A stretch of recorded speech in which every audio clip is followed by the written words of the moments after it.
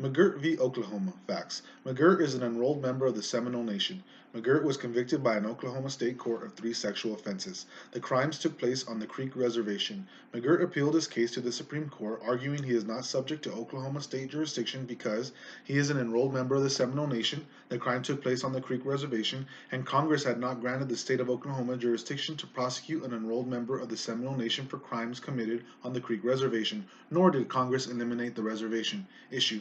For Major Crimes Act purposes, does land reserved for the Creek Nation since the 19th century remain Indian country? Rule. Under the Constitution, only Congress has the power to establish boundaries on Indian country.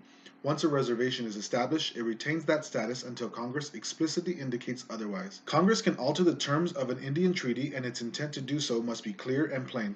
States have no authority to reduce federal reservations lying within their borders. Likewise, courts have no proper role in the adjustment of reservation borders. Allotment, abolishment of tribal courts, requirement that tribal laws be signed by the U.S. President before enactment, contemporaneous or later practices, jurisdictional gaps over Indians created by the establishment of Indian reservations, and unlawful acts performed long enough and with sufficient vigor do not amount to explicit, clear, and plain indication of a reduction to federal reservations by Congress. Application.